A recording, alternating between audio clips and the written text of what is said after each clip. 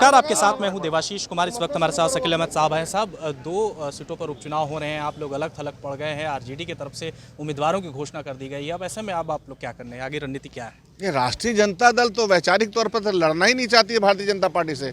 Bharatiya Janata party से लड़ने का अगर आशय उसका होता तो वो गठबंधन के धर्म को निभाती।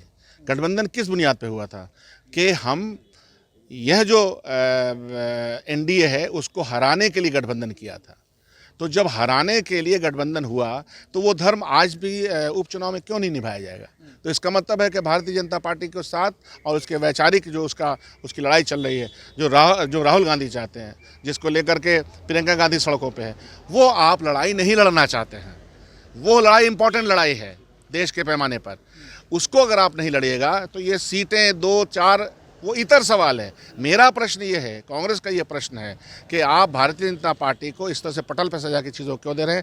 अगर जीत हार भी हो सकती है, वो सवाल वो नहीं है। सवाल ये है कि किस आशय के तहत धर्म हमारा गठबंधन था, उसके धर्म को आपने तोड़ा है और ये आपको महंगा पड़ेगा। जनता देख रही है, जो वोटर समूह जिस पे राजद इतराता है वो भी इस बात को देख रहा है कि इस बार गठबंधन के तोड़ने की शुरुआत किसने की। कमी कहाँ हो गई? आप लोग तो महागठबंधन संवाद के साथ में थे, संवाद कह सकते हैं, या फिर कहिए कि एक अटर फ्रस्ट्रेशन भी हो सकता है। घर में भी बुरा हाल है, वो अटर फ्रस्ट्रेशन भी हो सकता है, क्योंकि घर के अंदर की जो लड़ाई है, राजनीति में कोई परिवार जो है वो कहे कि मेरा पारिवारिक ऐसा कुछ होता नहीं है। जिस तरह से चीज़ें चल रही हैं वो उसका असर तो वोटर्स पे पड़ता है, समाज पे पड़ता है और वही मिसालें बनती हैं।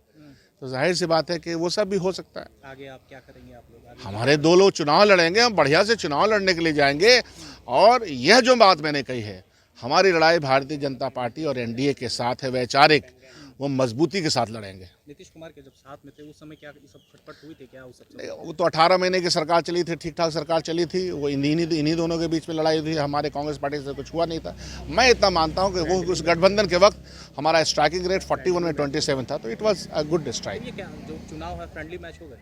नहीं, फ्रेंडली का यहाँ कहाँ, चुनाव कोई फ्रेंडली नहीं होता है। चुनाव अपने अपने कैंडिडेट को जिताने के लिए लड़ते हैं और हम लोग भी इस बात को जाहिर सी बात है कि रखेंगे कि गठबंधन को, मतलब ये कि सेकुलर गठबंधन को तोड़ने का काम किस राजनीतिक पार्टी ने इस बार किया?